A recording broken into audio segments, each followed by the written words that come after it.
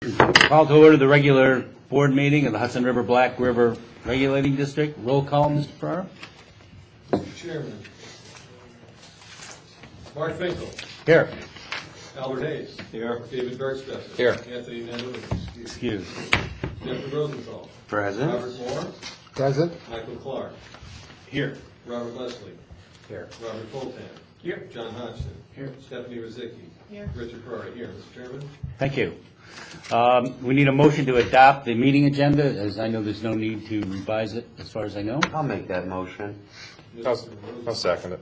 Mr. Bergstresser. All in favor? Aye. Any opposed?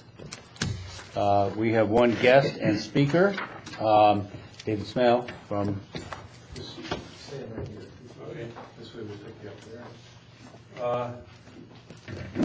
I'm David Smale, and I'm co-chairman of the Dade Property Owners Association and also vice president of the Great Sacandaga Lake Association.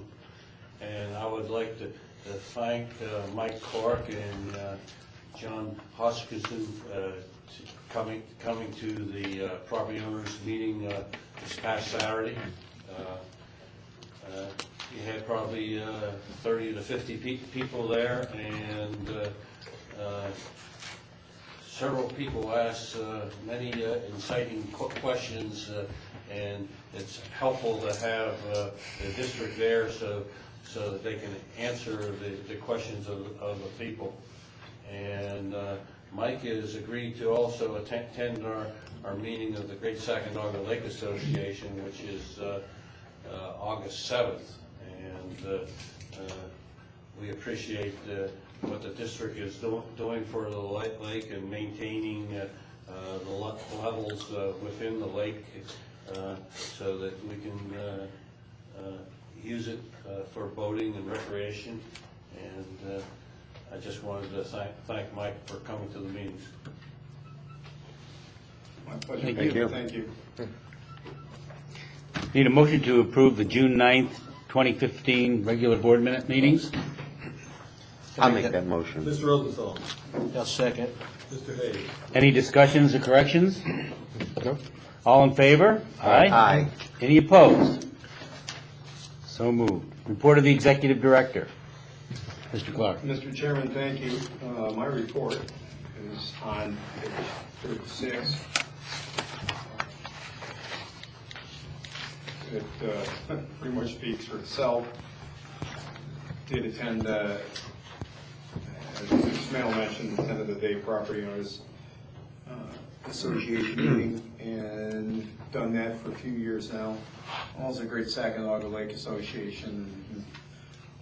And I mentioned it before, mention it again, that I make a point of attending these events for the lake community when asked. It's much easier to talk to 50 or 60 or 40 or however many people all at one time and let everybody hear the answers to any particular questions rather than do it one at a time, 20 times a day. So we do make a habit of doing that. In this instance, much to Mr. Hodgson's disappointment, I took him along and he got jumped because I wanted them to put the face with the name and that when many people have questions around the Sacandaga, John is the first guy they're going to deal with, or one of his staff. So we do make a point of doing that, and we've been doing this for several years now. I also want to mention that coming up, hopefully this week, Mr. Hodgson and myself are going to be in Stillwater and have a discussion with the Thompsons. There is, as you're aware from the previous meeting, that there's on a temporary basis, they're allowed to dock the one large boat they have at the only dock, store, if you will, at our facility on Stillwater Reservoir. there's a larger, more permanent initiative underway. As I understand it, DEC has issued permits to the town of Webb, actually, for docking at docking or expanded docking, one at Grassy Point, Grassy Island or Grassy Point. I guess it's both, depending on the year at the time. And where the 6 Mile Road comes out of the water. As an aside, is that, I gotta ask, is that 6 Mile Road or is that Flow Road? You see it both? 6 Mile Road is what I've known it to be referred to as highway superintendent and supervisor, so. And so there are 2 permits issued by the state, I believe they're Article 15 protection of water permits, mainly because the work is below mean high water on the reservoir. At any rate, that's look, I tell you this because it's intended to be part of I don't know if it's a permanent solution, but an extension of an attempt to solve the problem that we've been having for years with storage and access of the boats. And nevertheless, I'm going to take the opportunity to talk to them in more detail. And I hope to do that this week. Also, I wanted to report that I was contacted, and this was different and unique. I think I emailed this around. If I didn't, I apologize. I will now. I was contacted by Nick Rose from, he's from Inlet, I think, right? Inlet or Old Fortune? Up that way. Somewhere in that area. I'm not sure. And Both? Moving to Old Fort. Is he? okay, so, and he mentioned that there's a Central Adirondack partnership where essentially Inlet and Tupper Lake are seeking, they want to submit a joint application to the Department of State for a grant for a dock on Six Lake right adjacent to our dam at Six Lake. My understanding is that it's kind of tied to the whole 90-miler canoe route, and that point being the beginning or end, depending on which way you're going, of the portage from the lower chain of lakes. So what they have asked for is a letter of support from us. My initial response to him was, although we don't have any, at this point, don't really have any objection to it necessarily, probably hold off on issuing a letter until it was determined whether or not we're going to have to issue a permit ourselves. Or be an applicant, right. So I can pass this around if folks want to see it. I mean, we've got just full dock layout, or I can email. I don't know if I emailed this. Yeah, you did. I saw all of it. Okay. So I know you emailed it.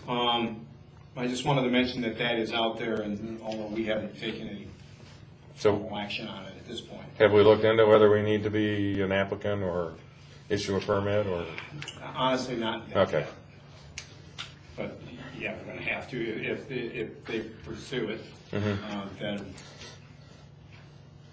we're going to have to determine whether or not we would have to be a co-applicant. Yeah. And it's not only the 90-miler. I mean, that's a canoe route that's used all summer long. Even locally. Yeah.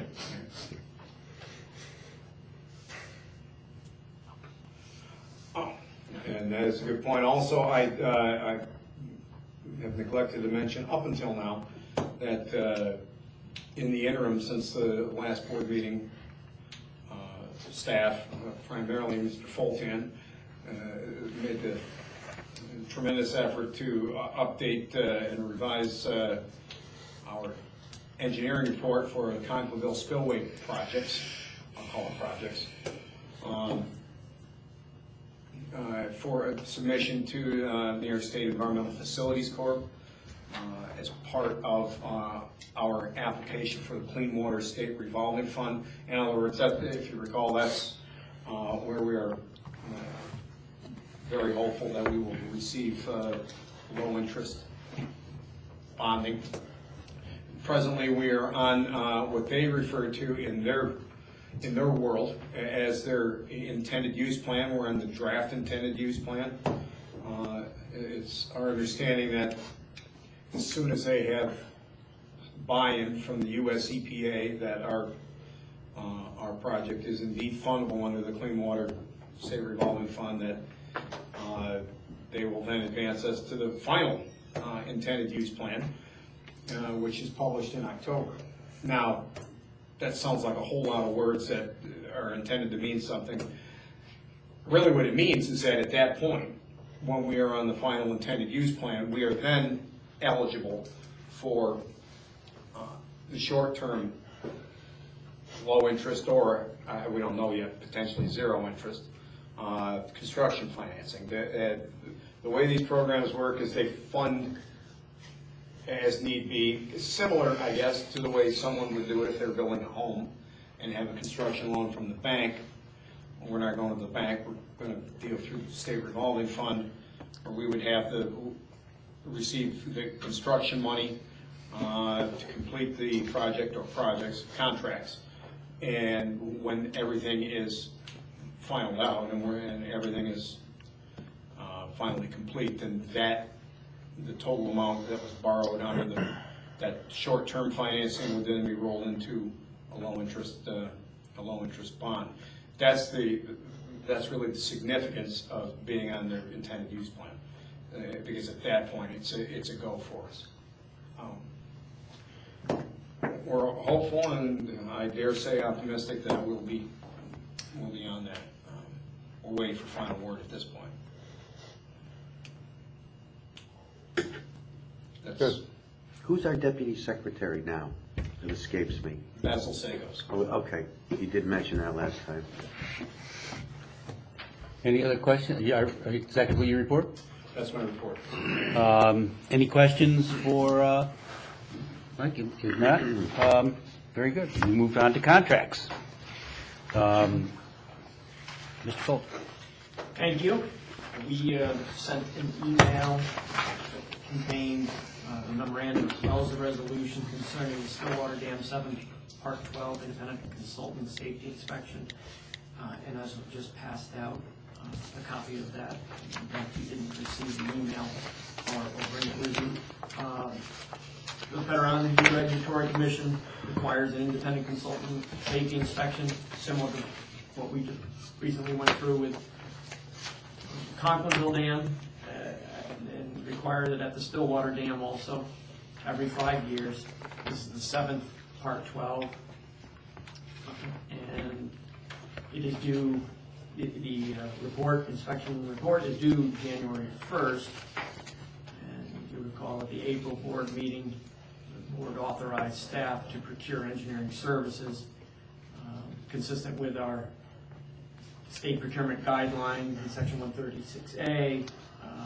We worked through the process of evaluating the most highly qualified firms, whittling it down to the highest qualified firm, and with the evaluation teams, evaluation of 4 separate annual statement of qualifications, and the team has determined that GEI Consulting is the highest qualified firm for the completion of this work, and the team recommends conditionally awarding the work to GEI, and the staff seeks board acceptance of the evaluation team recommendation and authorization to request a scope of work and to negotiate a contract with GEI, subject to board approval at a fee which is fair and reasonable to the recommending district. Happy to answer any questions concerning this work. Any questions? No. If not, I'll entertain a motion to. I'll make the motion. Mr. Rosenthal, I can second it. Mr. Bergstrasser. Any further discussion? No. All in favor? Aye. Aye. Any opposed? Motion carries. Thank you. And I just lost my note. Staff and committee reports.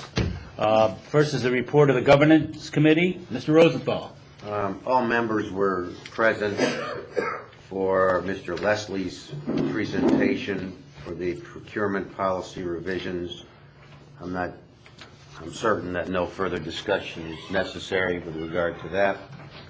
And secondly, again, all members were present For the governance committee's meeting with regard to adopting a resolution for consideration by the full board to align the salaries with the budget bulletin D1132, so I'll request a motion for that purpose.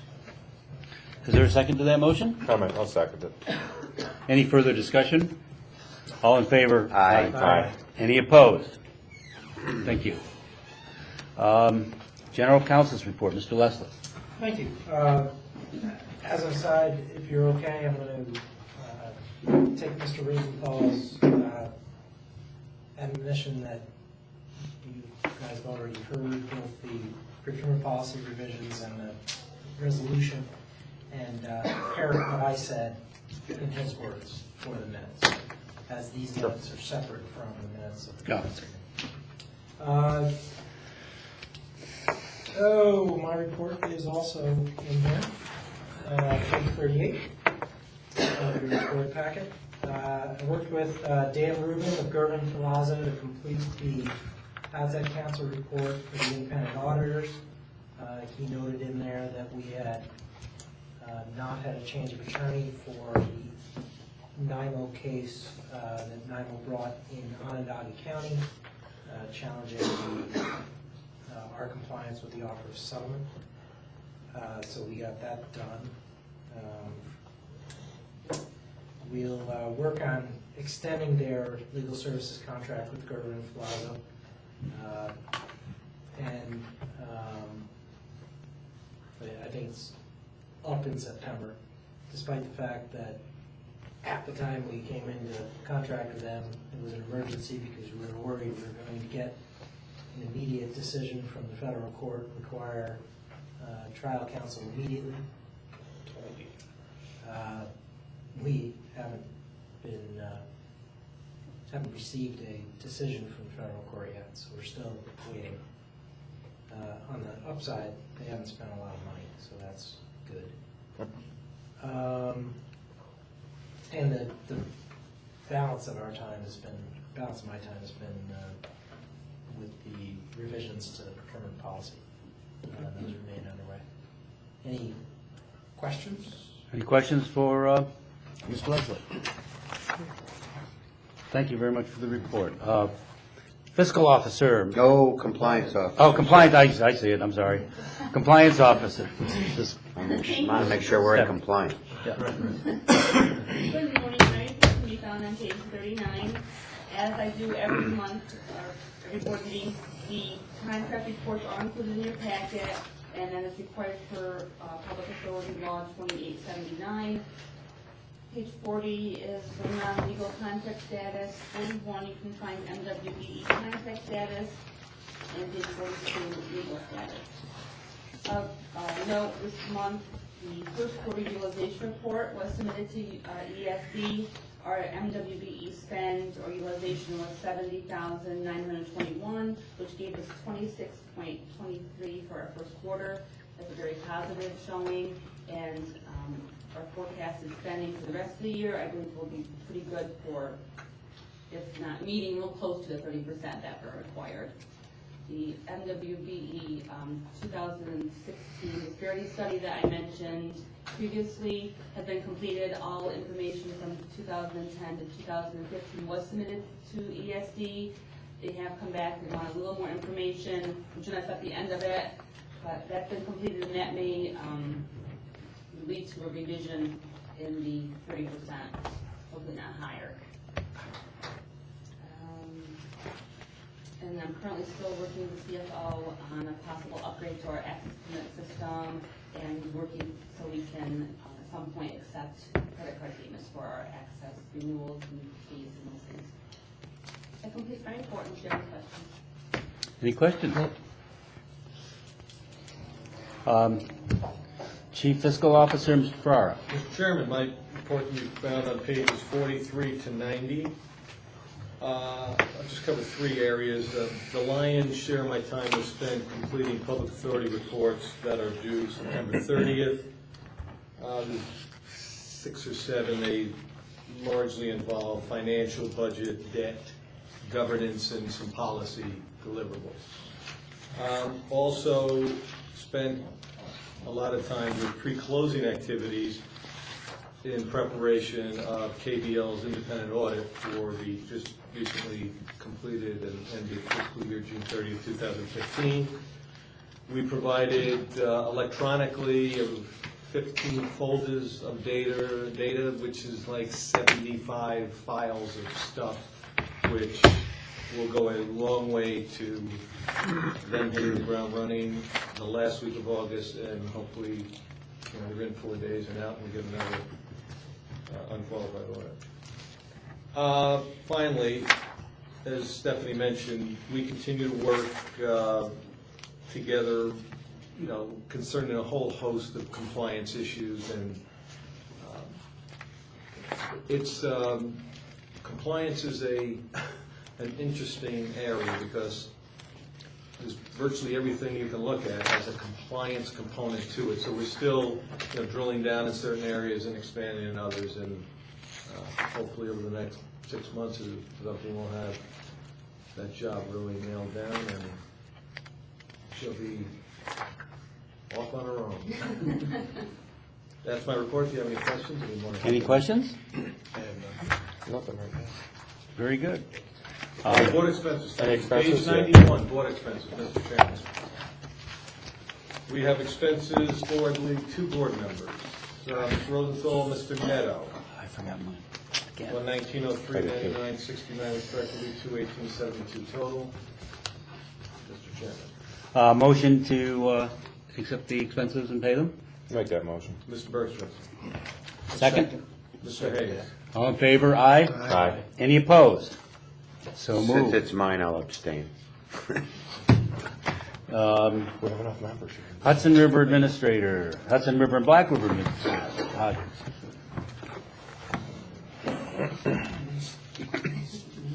Oh, How about the engineer? Skip Brown. I'm sorry. Sorry. You know what it is? I checked it off on the list because you were next, and then I just looked down and went, Chief Engineer. Okay. Thank you. Yes, I know. I know. Report begins on page 92. You recall back when we last met in June, these are our larger reservoirs, Great Sacandaga Lake, as well as Stillwater. We were hopeful and waiting for some additional inflow. If you look at the elevation between them and the elevation, or the elevation then, the elevation today, you'll think the reservoirs haven't gone anywhere. They're only 6 inches different between the June 9th elevation and today, July 28th elevation. However, you might also recall we started with the end of May, right before the meeting in June, with quite a bit of rain. We ended up receiving at Stillwater between May 31st and June 28th over 14.6 inches of rain.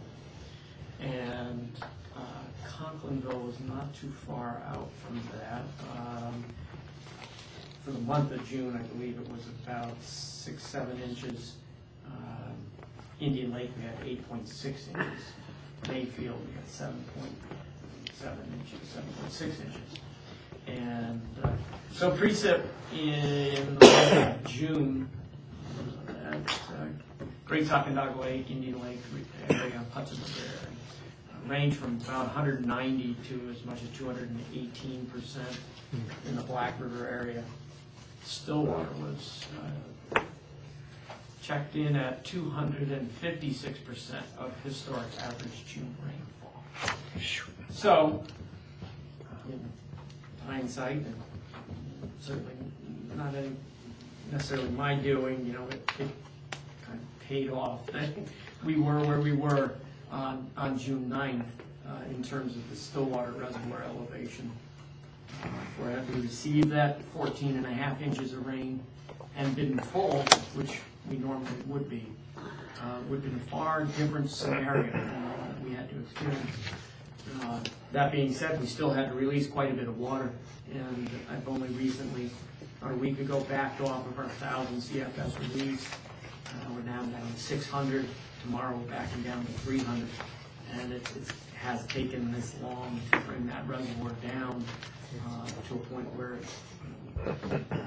one, we transitioned into a much drier period and got away from what at the end of June would seem to be a really extremely wet period of time. So, that being said, our reservoirs now are between a half foot and 3/4 of a foot below our targets, as it has dried out, and when it dries this time of the year, it dries out rapidly, and 2 or 3 inches of rain today won't make much difference on the reservoirs in terms of inflow. But that's typical for this time of the year in our watersheds. So right now, generally speaking, we're in good position to continue augmenting the rivers, and we don't see any in the near term or longer term forecast anything that's of any concern. So, Awesome. happy to answer any questions you have. Any questions? Mr. Chairman, I just wanted to say one thing. Our chief engineer is being overly modest. What he said there, I don't mean to interpret for you, but I'm going to tell you for you. That if Stillwater Mr. Reservoir... Fulton, modest? Just to clarify. If Stillwater Reservoir wasn't, if he didn't have the forethought to draw it down as he did, even though it was, we were expecting that rain in May and it didn't come. If it was full going into the period at the end of May, when we then got 14 inches after that, the period of time, and you can adjust the numbers if you want, but there were a couple of weeks there where he was calling for a release of like 1,000 CFS, which is a lot out of Stillwater. That number could have been a couple of times that or 3,000 to more, 4,000 CFS. which is a normal release on the Sacandaga. It's tremendously high on the Beaver River. So, that's where that engineering judgment on his part comes in, knowing that we're going to get it at some point. Yep. And every day that went by that we didn't get it, it was more likely that it was coming. Yeah. And somebody that's got all those years of experience with the hydrology of our watersheds, that's where it pays off. So anyway, that's what I wanted to say. Thank you. Yeah, I spent all of June pulling my dock in and all of July pushing it out. Any other questions for Mr. Paul? Okay, now, Mr. Hodgins, Hudson River and Black River Administrator. Thank you, Mr. Chairman. My report starts on page 130. Operations are normal in both areas. Everything seems to be running pretty smooth. Extremely busy around the lake with the summer people. Work permits and encroachment issues. We've had the Hudson River area staff attended the New York State Insurance Fund ticks and Lyme disease training at SFO. And I also visited Gray Lake Dam just outside of Old Forge. I had a report of some undermining issues. This dam sits up just outside of Old Forge and flows into that reservoir. So we went and checked it out, and haven't heard anything more on it. As far as we know, everything has been taken care of up there. But Any questions? Very good. Any board member questions or comments? Resolution for our next board meeting, which is in Long Lake, and the date is September, I had it. 9th. Resolution to have that board meeting in Long Lake. I'll make that Adirondack resolution. Hotel. Mr. Rosenthal, Long. I'll second it. Mr. Bergson. Any further discussion? All in favor? Aye? Aye. The meeting itself is at the Adirondack? The meeting? Yeah. Because I've not been blessed Yeah. with attending there, so, okay. Hey there. Yeah, this will be the first time. Oh. It's a new location. Okay. Motion to adjourn. I'll Motion. make that motion. Mr. Rosenthal. And it is 10:43. Thank you, everybody.